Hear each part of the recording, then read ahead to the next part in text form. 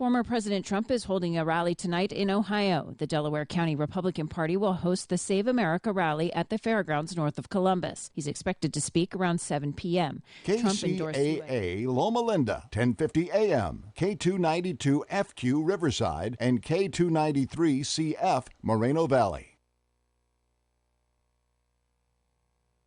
Hi, welcome. Today we have my mom, and she's going to be telling her story. Michelle. Hi. Welcome, Mom. Oh, thanks.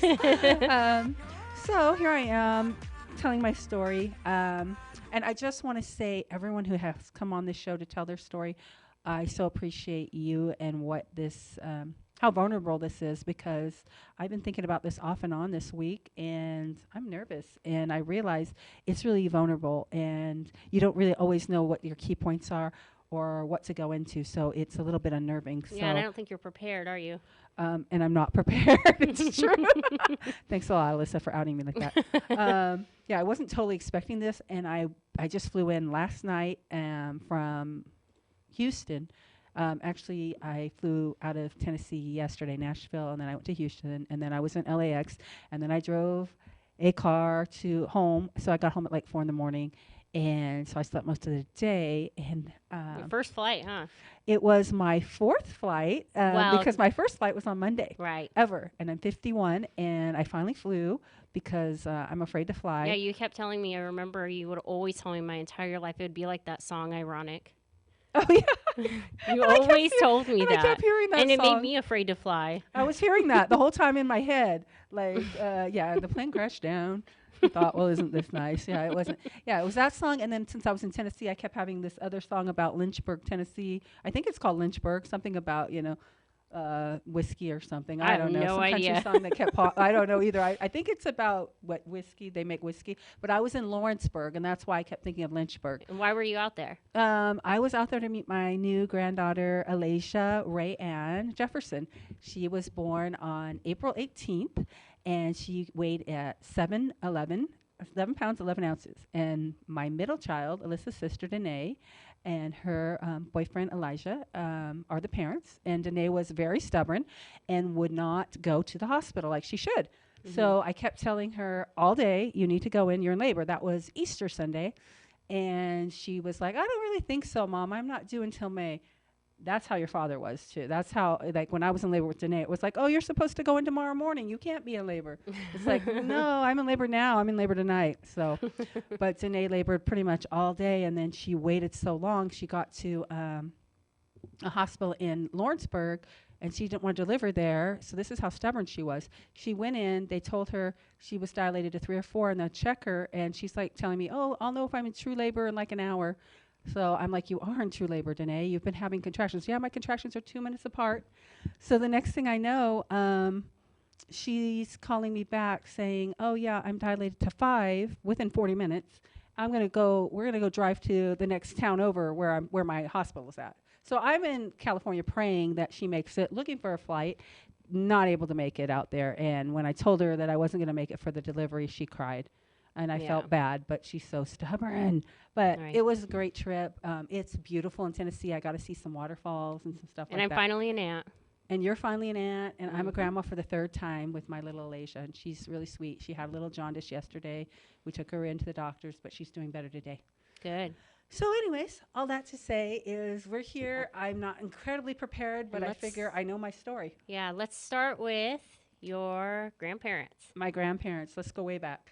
So my grandparents, they came from Arkansas, Fort Smith, and Little Rock out here to California with their kids, and they had 8 kids, and 2 of them passed away. My uncle Wayne passed away from leukemia at 16, and his brother Kirby, the oldest, died of like SIDS. They put him in the crib with them, or the bed with them, rather. I'm sorry. They put him in the bed with him, the crib. They were all in the crib. They put him in the bed with him during a snowstorm, and he passed away. So that was my grandmother's first son. But then she went on to have... I didn't even know there was a Kirby. His name was Kirby. I thought it's a very cute name. Yeah. And my Uncle Wayne was very handsome. He passed away at 16 from leukemia. Sad. There was 8 of them, 7 boys and 1 girl. My Aunt Judy was the youngest They finally had a girl. Only girl, huh? Only girl. Mm-hmm. So they moved out here, the 5 boys and their sister, Aunt Judy, with their parents, my grandparents, and they came out to California. And that's my dad's side. And then on my mom's side, they were from Pleasanton, Kansas, and they came out. And there is also, let's see, there's 3 boys. Wait, am I forgetting? I'm forgetting somebody. Right, Danny. No, there's 3 boys and 1 girl and my mom. So they all came out from Pleasanton, Kansas, I think almost around the same time in the 70s to California. And my dad and mom met in Bloomington, California. My mom would go into the grocery store where my dad was working, or a liquor store, and she would buy soda and cigarettes. She was 16 and smoking and doing all that stuff. So my dad would give it to her for free. So he was 18, and so then that's how they started dating. He asked her on a date finally, and then they got married. So that's how they met. Unfortunately, it wasn't too long after my grandmother Beckham, she passed away in 1978, that her sons, and maybe even before then, but they really started getting heavily into meth. All of them, all 5 of, or no, not all of them. There's one Uncle Bob, who didn't. So 4 of them all started using. So the family kind of went haywire. For me, I have 2 sisters, and I feel like I'm the middle child because there's 4 of us, but my brother's the oldest, and my sisters, Tammy and Randa, are, I'm in the middle of them. So Tammy's the oldest girl, and Randa's the youngest girl. And so that's kind of how our mom kind of treated us. She kind of treated me more like a middle child. So I kind of always felt like I was in the middle. And it kind of sucked to be in the middle of those 2 because they were like tall and skinny, and I was like the short, dorky, kind of big hips, big lower half. And it wasn't like a popular thing back in the 80s at all, like it is today. You know, back then it was like everybody was supposed to be stick thin, you know, because we were basically starving and we weren't eating a lot of fast food back in the day. So we were thin, but I had the hips and stuff. So I wasn't like a real, you know, popular type. My sisters were more popular. But now. No, shut up. You're so stupid. But anyways, so I was kind of a dork, and so that was kind of hard. I fell in a weird place. And my mom, she was grieving when I was just a little girl because my cousin Randy had died in a car accident. And How old was he? He was only 8, and my aunts and my uncles were, you know, in a car accident, and he passed away. So my mom was kind of grieving. So my dad. Well, didn't another little girl die in that car accident as well that they were watching? Yeah, it was a really unfortunate situation. Yeah. My uncle Wayne, my aunt's husband Wayne, from my mom's side, he passed away, and my aunt's son Randy passed away, and then I think there was a little girl that they were babysitting that also passed away. So it was sad. a head-on collision with a big rig. Yeah. And your mom was super close, like. My mom was helping my aunt a lot with my cousin Randy, from what I understand, and she would babysit him a lot, and he would be at her house a lot. So my mom was pretty much devastated when he passed. And I guess she would tell me a story like when I was a little girl, when she was pregnant. When she was pregnant with me, Randy was a little boy, and he would tell her, "Well, this baby, you love this baby more than me, and you're gonna love this baby more than me." And basically, when he passed away, my mom felt like, you know, she remembered that and felt like maybe you were I was replacing him, or that yeah, he would feel like that. Yeah, she kind of shunned me a little bit after that, and she even told me that she did. She was like, "I didn't want to deal with you." I was in the future. She told you that, like when I was older, but I was about 3, and my dad would get me dressed, and he would put my ponytails in, and she kind of shut down, right? Yeah, she shut down. Not so much with the other kids, more with me. Yeah, but he would get me ready, and he would take me out, and I would go with him to work. I would go with him to the scrapyard, you know, because he was a scrap metal guy. I was really close with my dad. But then... And then she got pregnant with... Yeah, so what ended up happening... Yeah, thanks for bringing that up. So what happening was... actually, unfortunately, the day that Randy passed away, my mom had a doctor's appointment because she thought she was pregnant. And so she went into the doctor, and this was 1973, and the doctor told her, "You're not pregnant. I tied your tubes myself." And my mom laughed and said, "I'm pregnant." And so he went and tested her, and sure enough, she was pregnant. And so she decided to name that baby Randa after my cousin Randy. Yeah. So then my little sister Randa came in 1973. So my mom, she had it kind of rough because she had kids back to back. She had Jody in April of 1968, Tammy March 1969. So they were less than 9 months apart. And then me 1970 in November, and then 1973 she had Randa. After getting her tubes tied. After getting her tubes tied, they came back. They come loose, and so she had Randa, and then she had to have a hysterectomy too. So she was very and didn't hormonal. her teeth fall out? And her teeth fell out. She got osteoporosis. It just broke down her bones. My mom was a very thin, tiny lady, and she smoked a lot and drank a lot of soda, and so she didn't eat right. And so the whole pregnancy, like with my brother, she gained like 8 pounds. They didn't even think she was, when she was in labor, they were like, well, you know, my aunt said, my sister's in labor, and they said, where's your sister? And my mom's like, it's me. And my brother was 6 pounds. My mom gained 8. Yeah. That's crazy. So it's crazy. She gained the most with me. She gained 30 with me. She said I gave her 2 stretch marks, apparently. But anyways. It was those hips. Her hips are mine. Okay. But anyway, so that's my mom. So she was kind of a tough lady. Definitely a tough lady. Not always easy to deal with because she was hormonal from having a hysterectomy at 24. Yeah. And my brother could do it. My brother would be just like, he'd make a joke, like, go take a hormone pill, Mom. And my mom would kind of laugh because it was true. But if boy, we said right? it, we would have been backhanded, you know. So we didn't talk to Mom like that. But yeah, so that was kind of difficult. Well, can you tell me a little bit about that? The abuse going on in the house? The abuse. Well, well, I mean, sometimes it was needed. I mean, I guess, I don't know, like, I guess I assumed it was needed because we were told it was for our own good, right? Hurts me more than it hurts you, blah, blah, blah, that kind of stuff, you know, and you kind of buy into that, you know, because you think you've done something wrong. However, like looking back at it and then seeing other people, not at that time, but years later, I had friends who were a little bit younger and they were like, hey, I never got spanked. And I'm like, how did you turn out so decent? right. Because I thought, you know, like in my head, I thought you have to spank them in order not to And it spoil wasn't them. just spanking. Oh, there was beatings. I mean, and there was beatings sometimes for stuff that you shouldn't have been hit for at all. I mean, just laughing, you could get beat. Like I got backhanded once in my mom's car. I mean, my aunt's car because we got the giggles, my sister and I, you know, case of the giggles, and we were probably 10 or 11, and my mom told us, don't be, you know, you guys need it. My aunt was like kind of freaking out. She couldn't drive, you know, we were making her nervous. And my mom said, you guys need to stop, blah, blah, blah. And my sister tickled me. No doubt. No joke. She tickled me. So I started laughing. My mom backhanded me so hard, I thought she broke my nose. And then my sister sat there laughing.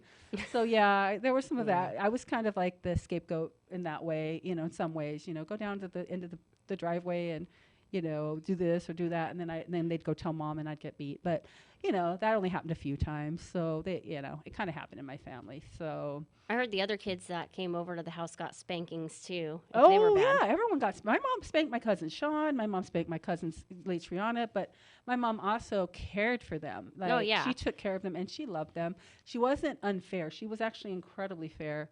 But, yeah, but She still did it to the day that she died. so the day she died, she would smack you, especially if you cussed. Yeah, right? if I cussed, she would smack me right there. And the first time, I told the story already, the first time that my baby's father ever came over and he cussed right in front of her and she slapped him. Yeah, my mom didn't play around. He didn't believe me or something. She was little, but she could scrap, and she was scrappy, and she always had been that I way. love Grandma. Yeah, all her Missed life she had been kind of scrappy because, you know, in school and stuff she would get into fights, but she had a lot of anger. Unfortunately, she was molested by her dad. So she had a lot of anger. Well, and a lot of people didn't believe her about it, right? Well, I don't know about all that. It was just not widely accepted. I wouldn't say Right. they didn't believe her. I would say it wasn't widely accepted when she tried to come out with it. So she shut down. Right. So I'm sure she felt that way, but I don't know that it wasn't that they didn't accept it. It's just that how do you acknowledge that in your family? I think that some of the people in her family had a hard time acknowledging that. Yeah. And then on my dad's side, same thing. My grandpa molested my aunt. So it was like both my grandfathers were child molesters. And my mother's dad shot himself when she was 16. Yeah. And she said to me when I was a really little girl, probably not something you'd tell your child when she's that young, but she did tell me a lot of things that she probably shouldn't have, because she wasn't like, I don't think she always had it in her. It wasn't really raised to know what to say or what to do, but she did tell me that like the only thing she could think of at her dad's funeral, all she did was like stare at his hands and think he can never touch me again. Yeah. And I remember feeling so sad about that, like really sad. I was probably like 10 or 11. I wasn't very old. Yeah. And that really like bothered me. And You never forgot it. Yeah. I never forgot it, you know. But yeah, so during my childhood, I was dealing with that. But I did have a wonderful grandma Grandma Beckham, and she was like a big Southern lady from Arkansas, and she had the accent, and she would put like some snuff in her mouth sometimes. She'd put the snuff in there, and she lived over on Arlington, Grandpa and Grandma, and we would go over there every weekend almost to go visit our grandparents, and they would take us to Trinity Baptist Church, and we would go to church with them, and they were like a crack-up old couple because Grandpa would be like driving the old station wagon, and one time Grandma was like, I was young because my grandma died when I was 8, but this is the first fight I remember anyone ever having. She said like, oh, I forgot my teeth. And Grandpa was like, what? You forgot your teeth? And Grandpa got all angry at her and was yelling at her. And then she said, well, if you hadn't lost that job in Arkansas for stealing their liquor. And I was like, wait, what? I was like a little girl, but I'm thinking, like, what does stealing the liquor in Arkansas have anything to do with, like, what we're doing now? We're, like, trying to go to church, So I remember going home and asking my mom, and my mom was just like, you have to understand, like, married people fight like that, Michelle. It's not unusual. Like, they're just getting tired of each other. And then she said, and I was like, but did Grandpa steal? And she's like, well, probably. He's an alcoholic. He likes to drink. Grandpa likes to drink. So, yeah, it was kind of funny to me. But my grandma was my soft spot. She would take care of all of us kids, and she loved us all. And she was a big Southern lady. She'd make us macaroni and cheese. She'd cook for us. And we had stuff at her house that we were poor. Like at our house, we might, not always have food, and especially at the end of the month when there was no food stamps. So I would go to my grandma's house, and she would stock up the fridge, and she would feed us, and she would love on us. And, so when she passed away in 1978. Oh, I'm sorry. This is your mom's mom? No, my dad's mom. Your dad's mom? How was their relationship? Who? Your dad and his mom. Awesome. My dad and my grandmother, Beckham, was close with all of her boys and with my mom. She taught my mom how to cook. She taught my mom how to sew. Well, my mom kind of knew how to sew, but she helped her learn all kinds of stuff, taught her how to be a parent. So was she more of a mom to her than her own mom was, or how was that relationship? Well, I wouldn't go that far. I mean, I would just say that her mom, my grandmother, my mom's mom, was working all the time. She was a hard worker, and her husband, he was at home with the kids, and he would do odd jobs and stuff like that, and my grandmother would have to go out and work. Right. And she worked like in a place like a clothing factory or something. She was pressing clothes, and she was sweating it out, during the day, and she just had it rough. Yeah. So I wouldn't say that they weren't close. I'm sure my mom learned to parent also from her mom. Right. But she wasn't there all the time because she was having to work. Right. She was having to take care of everybody. So, yeah, I think my mom became very close to my grandma Beckham because my grandma, she lived in Kansas. Yeah. So she moved back to Kansas, I think after my grandpa shot himself. Yeah. And then my mom became close with my dad's family. I mean, very close, to the point where, like, I was raised up with them. Yeah. Imagine it's like this big dysfunctional family. I have all my uncles, like they're all on drugs. They're all around. But not much has changed. Whatever. I don't have a bunch of uncles on drugs right now. No. I mean, just cousins and stuff. Well, they're all doing good, though. Most of them are doing great Everyone's now. better. Most. But, I mean, when you look at, like, statistics or whatever, when you look at Genetics, thank you, that's the word I'm looking for. When I think of genetics, and when people want to say, oh, well, people with substance abuse disorder, this doesn't come from genetics. It's crazy. It's crazy to me because there are so many people in my family.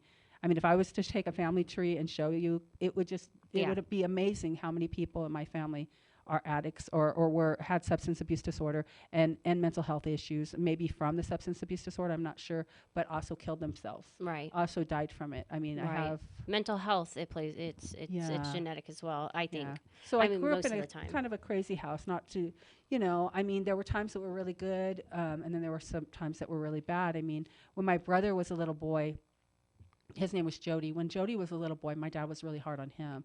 And those are like my earliest childhood memories, are just like my mom and dad fighting over the way that my brother was being treated, and my dad being drunk a lot, drinking a lot of beer, and calling my brother the P word, and just trying to toughen him up. It was like that real old school way of thinking. Yeah, and he would like pick on my brother to the point where my brother ran away and walked all the way, like when he was just like 6 or 7, walked all the way to my grandma's house, like 5 or 10 miles away. So yeah, that was just that really weird old way of thinking. And my mom had to go after my dad and be like, you're not going to do this anymore. So even though my dad was a big, scary guy, my mom would still sometimes just go after him and tell him, no, Yeah, their difference in sizes is crazy. Yeah, my dad was 6'3", about 250 when he was on drugs.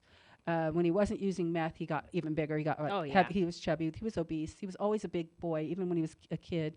His name was Dickie Don, and he was like, Big Dick or whatever they would call him, because He that told was his nickname. he told me one time, "Girl, I'm gonna get a lawn mowing service and call it Big Dick." I'm like, "Grandpa, And stop." he had it tattooed on his arm, Dick and Marge, because my mom was Marge, and so he was just this big, kind of scary dude, like if you want to think of, if anyone knows who Adam Grizzly or that Mount Grizzly guy is, that really big, that's how he was, broad-shouldered, big, huge feet. And then when he just got a older, huge he was guy. Santa Claus. And then he looked just like Santa, and we'd be driving down the streets, and I'd be like, "Those kids are smiling at you, Dad," and he'd be like, "Girl, they think I'm Santa," and he'd just be smiling and waving to them. And At the a kids would funeral be one time, waving. a little kid started yelling, "Santa, Santa," and he went, "Ho, ho, ho."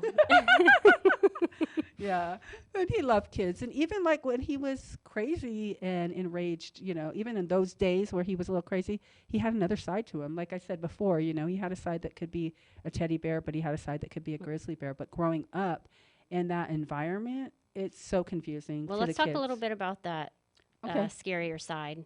Okay, so growing up in that environment with my dad, like when he would drink, he started off with beer, Budweiser's, and then he went to the whiskey sours, and I noticed there was like a difference. Like he would become more angry, and it was after Grandma died. He just got worse, and he would drink, and then his brothers would come over. Like the brothers would come over, and they would be in the garage. It's like a big thing to be in the garage. They were always in the garage working on cars, always restoring stuff, air conditionings, all these things. My uncle had an air conditioning unit. Scrap metal, all these things that they would do.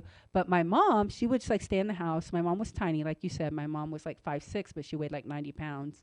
So she was tiny, and she would stay in the house away from that, knowingly, I guess. And at night, we would go to bed, and then the fighting would start. Like, it's like all of a sudden you'd hear screaming and yelling, my dad calling her various names, the B word, whore, these things, accusing her of flirting with his brothers, which is ridiculous because she never would even go out there.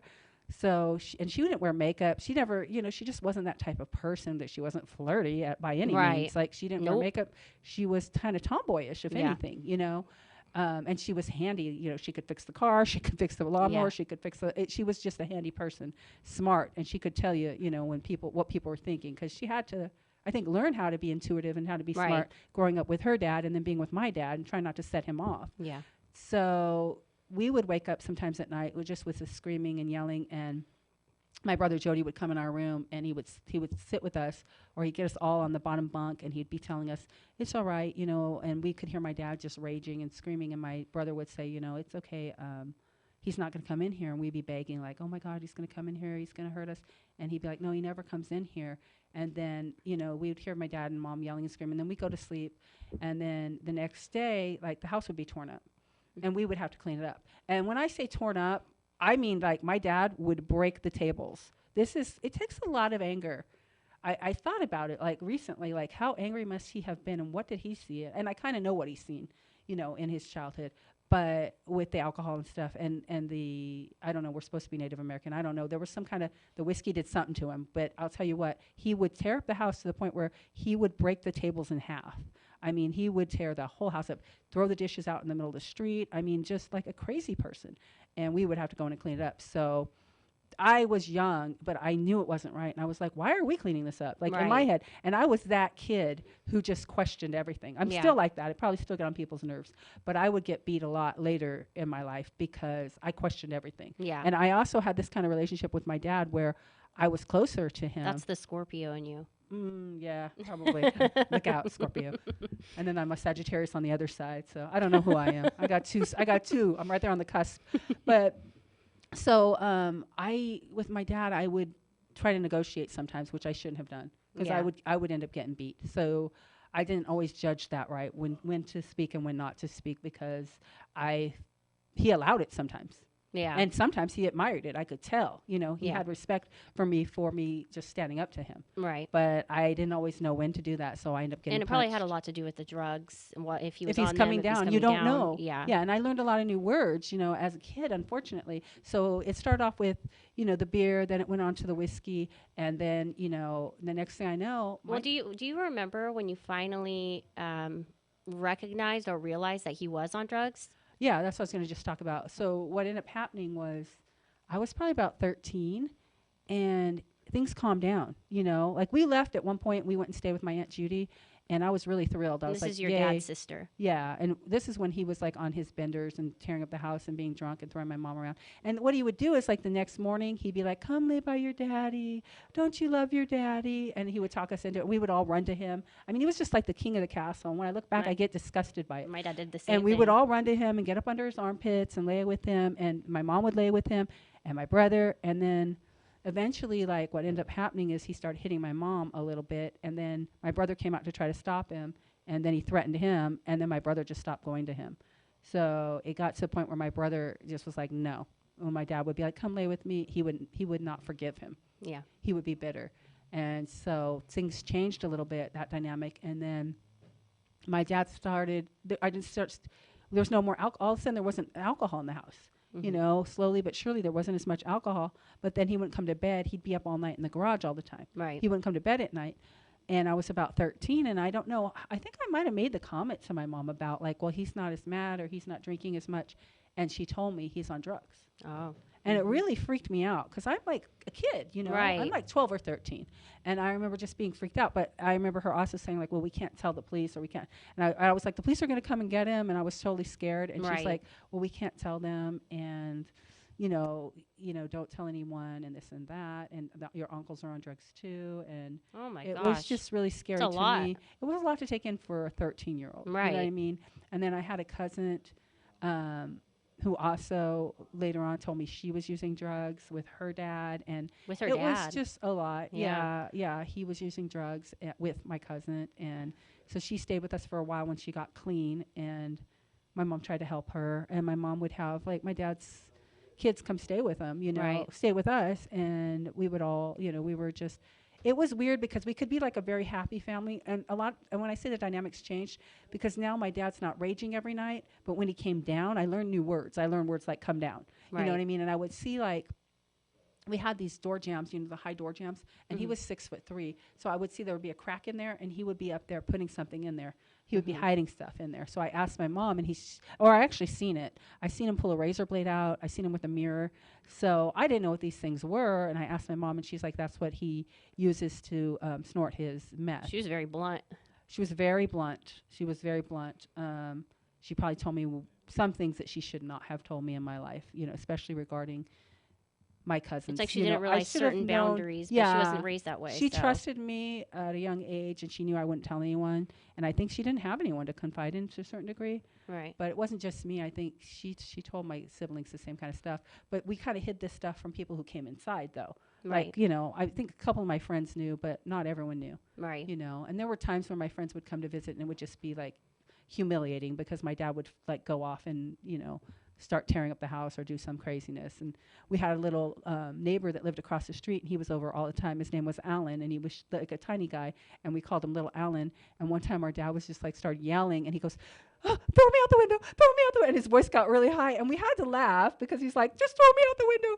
But I mean, like, coming from the outside in, I can understand it, you know. And we weren't always that scared, but we were definitely scared because we didn't know what he was capable of. Right. And at first he wasn't that bad, but later on, it just got progressively worse to where he became very abusive. But yeah, I was kind of scared of it. And I did confide in one of my friends, and she told her parents, and they took me aside and talked to me about it that night. I remember about the drugs. It was right after I found out, and they told me that they were on meth too. What? Yeah. I don't think I ever told you that No, story. that's crazy. Yeah. It was weird. It was just weird. What? And then I was like afraid of them.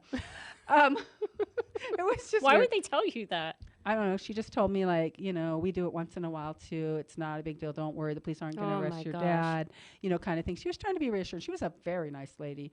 But it was weird. The good thing Yeah. for me, though, the reason that I was scared, but also the good thing is that I did have a healthy fear of it because, you know, I never tried it. I never wanted to try it. Right. But also just seeing my relatives like freaking out and doing craziness, it made me definitely not want to go there. Right. You know what I mean? I would see my dad lose his mind over nothing, yelling, screaming, and throwing fits and breaking stuff. And Did then, you ever get paranoid?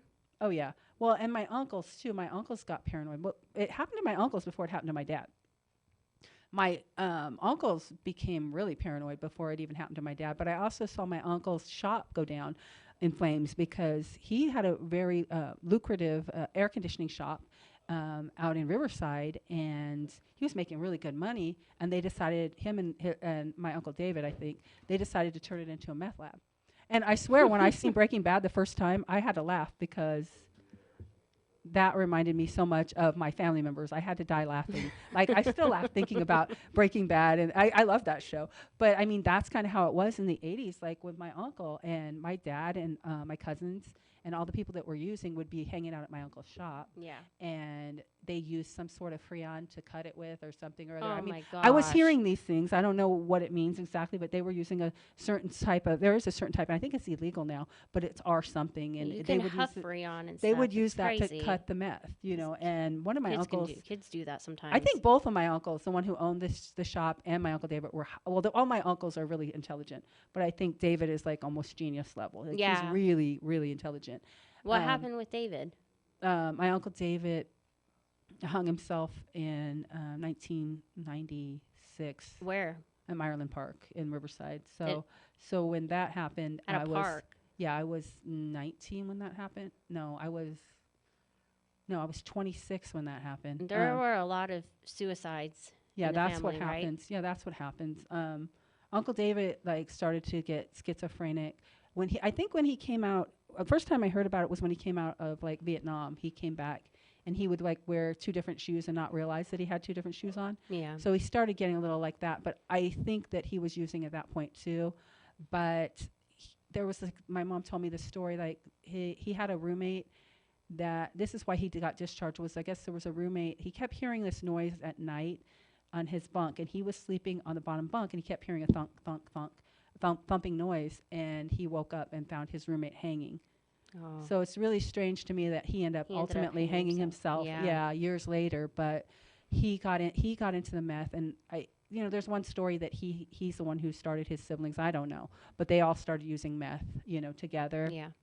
And then his brother Mike, he eventually lost it, but he was kind of off, I guess, for a little while, anyways, because he took LSD. And when he took the LSD, This is the story I remember. yeah, when Uncle Mike took the LSD, he was young. He was like maybe 14 to 16, and he just really freaked out. And he took some pins, and he was taking them outside, saying that he was planting the flowers. And then he thought he was a snake, and he crawled up inside some piping or underneath a sink or something and got trapped. And my dad had to take the sink apart or Didn't he chase something. his brother around the car or something too? That was Uncle David. Oh. But that wasn't his brother. That was somebody else. We won't go into that. But yeah, that was bad. No, Uncle David had to be hogtied by the police a couple times because he had some psychotic breakdowns from being on meth. Yeah, from being up too late. Speaking about the police, what about? Can you tell us that story about Grandpa Killing the and girl. you climbing out of the window and sneaking out, and you had that weed, and the police. You had to call. Okay. You had to call your dad, and you were like, No, just I didn't. Okay, you're getting two stories confused. okay. Let's hear it. My best friend and I decided That's the one. Okay, so in the 80s, it was like this cool thing. She's killing me over here, Joe. In the 80s, it was like cool to go out cruising. I know it's silly. It's somewhat silly, but we were cruising. Yeah. So Tammy and I, my best friend, we wanted to go out cruising, and so we snuck out of her house and we pushed her mom's little Chevy Chevette out of the driveway, and we were like kind of cruising Magnolia in Riverside. How old were you? I think I was 15, maybe 15. Tammy was 16 because she was driving. She's a little bit older than me. But anyway, so we went down Magnolia. We're cruising. We thought we were cool. I had a little bit of weed that I got from a girl at work, and I had no pipe. I had no papers. I had nothing. I wasn't really a big pot smoker, although people thought I was. I mean, I got accused of it, but I really wasn't. But anyways, I was just like kind of like a flower child type. I would go outside and write poetry, and I loved to read and all that kind of stuff. So people thought, like, especially my sister's husband, my brother-in-law Bobby, he thought I was like totally stoned all the time. I was not. But anyways, so we got pulled over. We went in Jimco parking lot in Riverside. It was called Jimco, and the police showed up. Woo, rock on! Joe remembers Jimco parking lot. That was the thing to do. And so we went there, and there was like the truck club was there, all the big trucks and stuff. So we went there to try to chill. Well, all of a sudden, the cops come. Well, where do you think they park? The cop literally parks right behind the Chevy Chevette. So everybody goes to run because it's after curfew, right? It's like 10:30 or something. So everybody takes off. We go to get in the Chevette, and the cops are, Tammy goes to put it in reverse. The cops are behind us. We have a bottle of vodka that her boyfriend gave us in the car. We ditched the bottle before that. We had just ditched the bottle. But I had a little bit of weed, a tiny bit. And the police just started doing the good cop, bad cop thing on us. And, and I was trying to be all whatever, trying to be all cool or whatever. And, I had a bunch of knives in my purse. I don't know. I thought I was cool. It was really dumb. It's really dumb. It's so embarrassing when I think about it. But so the cops are like, my best friend was being very respectful, no, sir, yes, sir, which I should have been too at 15, but I wasn't. You're still not like that. Shut up. Who asked you? Anyways, so she was being very respectful. And then the cops did not like me. They were just like, we don't like this one. So then they found the weed, and then my best friend's mom came, who I love. I love my best friend's mom. She's like my second mom. I still love her to this day. I always will love my best friend's mom's my second mom. I call her grandma. Yeah, Grandma Helen. So she came to get Tammy. My parents were on the way to get me. And as soon as I found out my parents were coming, I freaked out. I was like, oh, no. Your dad. I was like, is my dad coming? Is my dad coming? And the cops were like, I don't know who's coming. And the one cop was being a jerk to me, you're telling my best friend's mom, like, she's a bad influence and she had marijuana and blah, blah, blah, blah, blah. And so they left. And then here comes the Monte Carlo with my parents in it, and I can tell it's like riding low. So that's how I knew my dad was in the car, because he's a big dude. And I was like, oh no, I think my dad's with him, and it's all windy out there. And and here's what happened. Like when the cop pulled up, they said they were going to take us to jail, and I laughed. I was like, we're going to go to jail for being out after curfew, and I laughed. So that's when he hated me, and he searched my purse and all this kind of stuff. So I'm like in the back of the car because it was all windy, and I see my dad, and I'm like, is it too late to take me to jail? Can you take me to jail? Please, can you And the cop's like, now the cop that was like, the bad cop guy who didn't like me was like looking like, oh no, what's this about? Oh shoot. He was feeling bad for me. My dad gets out, he's like just like thunk, thunk. He's this big, huge dude. His hair is all wild and curly. And because he doesn't have his little trucker cap on, he's barefoot, and he's got his Levi's on, and he just looks scary. And he gets out, and he's just like, boom, boom. And my mom gets out, and she's just all tiny, in her robe, all angry, just angry. You could see it. And the cop's like, and your daughter, he's telling him what happened. And then he's like, and your daughter had this. And he like very dramatically pulls out the little baggie and is holding it up. And there's nothing in it because he's dumped it out on the ground. And my dad's like, what's that? What's that? My dad's like panicked because he thinks I stole his stash or something. I don't know. No, that's just meth. No, he thinks it's meth. He doesn't think I stole it. But he's like, what's that? What's that? And the cop's like, marijuana. And my dad goes, oh. It was very anticlimactic for the cop, but I'm like, shoot. My mom's like, my mom was mad. So we get in the car, and your mom is small, and I'm just but she's scary. Well, and my dad, he was unpredictable. I never knew if I was going to get, one time I got suspended from school for smoking in the bathroom, which was really brilliant on my part. And when my dad first found out about it, he was fine. And then the vice principal said I wasn't going to get in trouble or whatever. They weren't going to suspend me. But then when the principal came back, they suspended me. Well, when I got suspended, my dad beat the crap out of me. Yeah. But before that, he didn't care. So really, at that point, I think that might have been the first time when I was like, this isn't for my good. This is because he's mad. This is because he's coming off drugs. Yeah. I'm getting beat right now because he's coming off drugs. Right. That's when I really started to realize, this isn't for my own good. This isn't about discipline. This is about punishment. You know? So anyways, so we get in the car with my mom and dad after, the cops, let us go. And my dad's like, I'm like, yeah, that cop was a jerk, blah, blah, blah. And then the other one was nice. And my dad's like, oh, good cop, bad cop, huh? And I was like, what's that? And he starts to explain to my mom, goes, shut up! She turns around and she's like, I'm blah, blah, blah. And I was like, okay, I should have been afraid of my dad. But you never knew. You know what I mean? You never knew who you were going to get. So, yeah, it was like, that time I deserved it, but there were times where I was definitely, one time my dad was coming down, for instance, he would get joking sometimes when he was coming down, get giddy and weird and funny. And then and then he would just suddenly snap. Yeah. So you didn't know what you were going to get. So one time I was fighting with my boyfriend at the time. I was about 17 and I was on the phone with him and I had just hung up on him because I was mad. And my dad came in and he poured water down the back of my pants. I remember my pants were loose. And so he just came in and poured it down and was laughing. And I turned around thinking it was my brother. And I yelled thinking it was my brother. And it was your dad. And it was my dad. And I said some really stupid stuff. And so, yeah, that my brother was actually in Arizona, which I don't know why. I just turned around and yelled. I don't know who it was. Maybe I thought it was my sister. But my dad punched me in the face. Yeah. And then he started punching me. And my mom came in and jumped on his back and was like, Dickie, stop, And then he stopped. And then I climbed out the window and I ran down the street. I ran out on my flip-flop. I remember when I was hiding behind this house, and he drove by in his truck. And so then I went back home. And when I came back, he came in just yelling, screaming, like, at me again. So I just never knew what to expect. Yeah. I mean, and I always was like this person who was like a right fighter. So, I mean, there was at least one night when I was like trying to be like, I wanted to go to my friends, and I'd already made plans to go to my friend's house for the weekend. And anytime I'd want to do something, my little sister would want to do something, and she felt like she should be able to do whatever I did, which is typical. Right. But I was 3 years older, and I already made the plans. Right. So I was kind of mad and at then my you weren't sister. able to. Yeah, and I wasn't able to because then my dad and mom were trying to like make it fair for her or whatever, but her friend's dad was creepy, like straight up creepy. Mm-hmm. So my mom did not like my sister to go around him. Yeah. So it was kind of like this thing of like, well, now nobody's going. And so I just like started running my mouth, like, well, this isn't right, and da-da-da.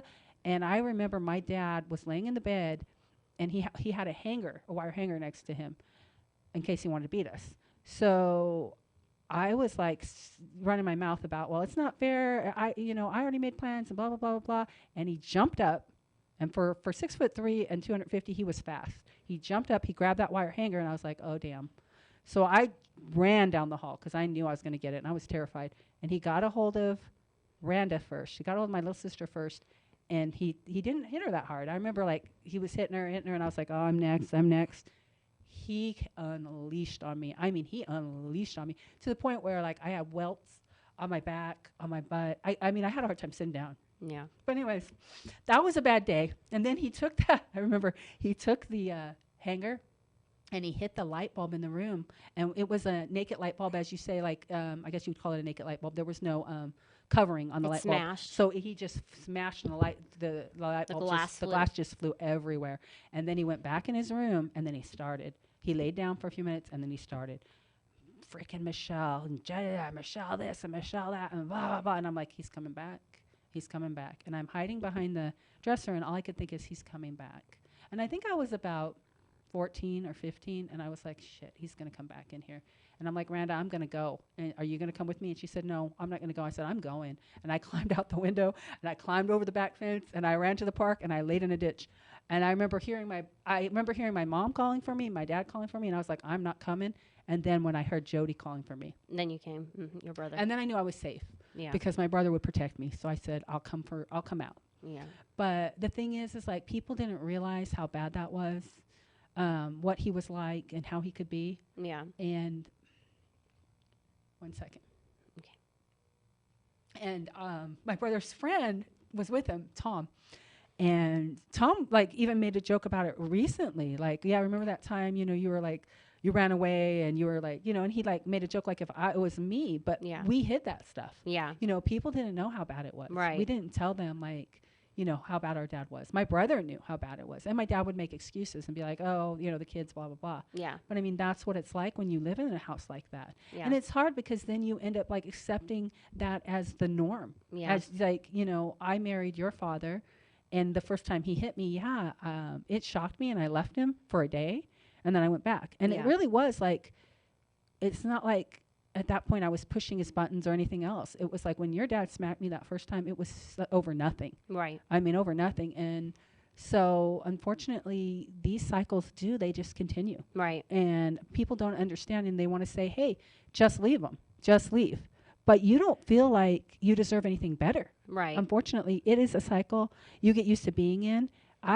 With your dad and with my family, I got used to crying all the time. It's exactly what you said in a previous episode about crying. Mm-hmm. With you my ex. You said you would cry all the time, and yeah. now you haven't cried, and you were like, man, I haven't cried in a long time. Yeah. And it was like that when your dad and I got together, too. It was like, man, I haven't cried in a long time. I would be constantly crying because... Yeah, and then you get numb. You get numb. Because I was constantly getting... People didn't...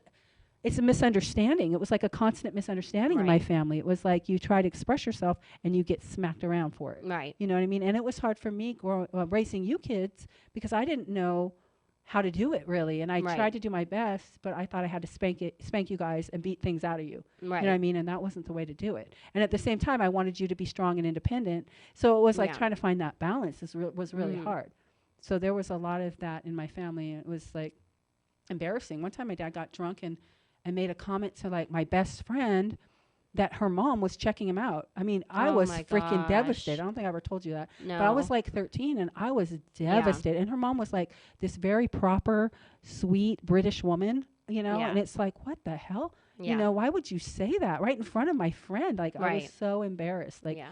you know, my dad could really embarrass me, you know, when he would act that way. You know, he Right. could be a little like perverted in that way, you know, and embarrass me. And it was just some things were just accepted that he would do. Yeah. So, you know, saying that about my best friend's mom, it's like, oh my God. Like my best friend never mentioned it. She was such a sweet girl. Yeah. She never even mentioned it again. I mean, we were very close, so that. And I've not really gotten through with any of my story really, but and we're getting close to the ending here, but all that to say is there was a lot of abuse, there was drugs, and that's what ends up happening. My uncle one time stabbed our dog, you know. Our dog Oh didn't my like him. gosh. Our dog Cujo, he didn't like Wasn't he like a mean dog? he could be mean. Yeah, they see, and that's another thing in my household. My dad like would smack the dog, you know, not like an abuse, not like kick the dog or like abuse the dog, but like make the dog fight. Like let me smack him around a little bit in the face, see if he'll fight, make him aggressive. You know, oh, this is gonna make the dog aggressive. And then the dog got so aggressive that one time I went in the garage to do the laundry and he wouldn't let me out. And I had to scream for help. Like my brother had to come in there. I'm like, oh damn, the dog was by the door, and he's just growling at me. Cujo's just growling. I'm like, can I get out of here? Right? I want to leave my garage. Is this all right? So my Uncle David had a right not to like the dog. The dog like was like that with him. Yeah, but he So- stabbed him? That's well, insane. here's what he did. Like he Did was he attack him? my uncle was out of meth. Here's where it starts, right? So he snorted, get this, a line of Tide. Oh my gosh. He snorted some Tide, came over in the What? middle of the night of our house and stabbed our dog in the backyard. But he didn't die. He Oh got my bit and then he ran gosh. away. So I get woke up, you know, like I'm asleep. I get woke up. This is like, and this is partly why I think like I look back at my childhood and I look at my school and I think like I was tired in the mornings. I struggled to learn. You know, I do have learning disabilities, but I think a lot of it was just like the trauma of it all. Yeah. Just trying to, you know, wake up in the morning after my dad being drunk and tearing up the house and trying to function. This is why you prefer and- cats to dogs, probably too. I used to prefer dogs, but dogs are a lot of work. I don't think it's fair to have a dog if you can't care for a dog and if you can't take a dog for a walk. And if you Right. can't take good care of a dog, you shouldn't have one. Right, And I agree. I didn't like the way Cujo got treated, you Yeah. know, at all. He wasn't treated right. But my Uncle David, in the end of his life, he took that dog and he took good care of Cujo. And when Cujo, The one that stabbed him? yes, That's Yes. insane. yeah, everything What? flipped. Everything flipped. It was very weird. When my mom and dad separated, Cujo was still there, and my brother took my mom to Parker, and my Uncle David took him in, had a doghouse for him, and took great care of him until he died. That's crazy. You never know. You never know It's what's just going to sad happen. because the way people really are is not who they are when they're on drugs. It's like it goes to show you their true heart. My Uncle David had a big heart. He was a wonderful man. Like there were times when, like anytime, like he would like get stuff out of the trash. He was like you know, they were all kind of like that. They came from a poor family. My grandpa picked cotton, you know, in Arkansas. He picked cotton and they barely had anything and they moved out here and they had a little. So they treasured everything. So my uncle would be in the trash getting stuff out of the trash and stuff. But anytime, you had to be careful. Like if you said you liked something, he'd give it to you. Yeah. Like I'd be like, oh, I really like that. When you were born, he gave me Raggedy Ann and Andy dolls. Oh yeah. And they were like antiques. Yeah. I don't know what happened to him, but he gave those Yeah. to me for you. He had a very loving side to him, Yeah. you know, but he was kind And of a so recluse. did Grandpa. He was a It's recluse. just- Well, they all do. right. They all did. But I think that Like I comes- didn't even know any of that stuff about Grandpa until eventually when I got older you told me and I was like, "What?" yeah, it's like a different person. Yeah. When people get old, they get kind. Right, but he was also still on drugs up until almost the day he died. Yeah, he was still very selfish. Right. He was still very selfish. Like in the end, Oh, like yeah. he stayed with us, and he would be like, "Girl, turn the channel up, or turn the TV up, He or where's the remote?" I Or think he less wouldn't- selfish than lazy. he's lazy. He yeah. he was really big and he had a hard time moving around Well, my and he mom couldn't spoiled breathe. him. His mom spoiled him. He was just a spoiled Right. individual. That's how he was. And in the end, it ended up And he backfiring on ended him. up dying alone. Yeah. It's sad after what the drugs took from him because he wasn't with grandma anymore. right. You guys weren't around him. He was by himself, surrounded by a bunch of pictures of everybody. It's just sad. Right, right, yeah. We don't know. Sad what We don't drugs know if do. he killed himself or if it was a heart attack. Yeah, they didn't do But- an autopsy. Huh? Well, Aunt Judy didn't want to. I mean, she already lost. So she lost Uncle David. He hung himself, and then Uncle Mike shot himself in his shop. These are all brothers and in sisters, right? Hemet, Are yeah. all the brothers Yeah. of her Yeah. and Grandpa, your So dad? for Oh yeah, year- and Uncle Mike shot himself in basically in front of Grandpa in this next in the next Grandpa was in room another room, and then he went in and, and found heard him. a shot Grandpa found him. and went in there and found him. I Yeah. remember going to the shop and seeing the bullet hole in the wall, and it really freaked me out. Yeah. Made me sad. Yeah, it was very sad. I mean, they went through a lot as kids, and then they got on drugs, and then there's tragic endings when you if you can't get off the meth or whatever. A lot of times there's Right. tragic endings, and my family is definitely my cousin Jimmy. He was a heroin addict, and he overdosed, and he started using heroin because he caught his brothers doing it, his big brothers. So they gave it Sad. to him when he was like 11, right? he was Something like young. that, Him and yeah. Danny both started using because I their think older brothers Grandpa gave it told to me him he to started keep him using when he quiet. was 9 or something. Did they try to keep I'm him pretty sure. quiet? I talked to Grandpa, and he told me he started using when he was 9. Oh, maybe. I don't know. He said his big brother gave it to him. Yeah, well, I think Uncle David is the one who started him. Mm-hmm. Yeah, I think it was. And Grandpa, I remember telling me and Grandpa we did drugs together before. Yeah, So- I found that out later. Yep. Yeah, that blew me away because he was never really like that with us. It was always like hidden and don't do this and don't do that. But he did, my brother told me he did use drugs with my dad, which Yeah. shocked me. And my brother, he used for a little while, which Mm. I suspected didn't he know was. that. Oh, yeah. I suspected he was. He kept messing with his nose and he was like really wiry. And he told me later because I asked him about it. Okay, we have 2 minutes left. So when are you going to So- come back on the show? Next week? I don't know. It depends on, I have one other person who might be coming on the show, so it depends. So maybe next week or the week after. Yeah, and I will get it together and not be so sporadic because I feel like my story's all over the place. I want to dedicate this show to Charlie. How do you say his last name? I don't know. De Jose? De Jose. Yeah, I want to dedicate this show to Charlie De Jose. He used to come to our house, and he was a 4.5 student, and he So taught himself smart. how to play the guitar. Brilliant, beautiful boy. He was with my sister. He part was Asian, part dating white. her for a while. Beautiful boy. Her first boyfriend, pretty much. Mm-hmm. Yeah, sweet boy. Passed away. I believe it was an It overdose. was, Danae just told me that. oh, Yeah, I believe it was an overdose, and so we've lost many people. So I just want to dedicate this show to him. In the future episodes, we're going to be talking about risk factors, and we're going to be showing some paraphernalia and what to look for your own children who might be using. Thank you for listening to KCAA. thank you for sharing your story. You're welcome. KCAA Radio, the station that leaves no listener behind. 102.3 FM, 1050 AM, 106.5 FM. Miss your favorite show? Download the podcast at kcaaradio.com. Yard House Restaurant of Temecula takes this special time to salute the Temecula men and women in uniform who've answered the call for our freedoms.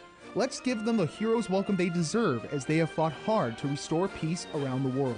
American troops are our angels of protection, so stand up and salute them proudly.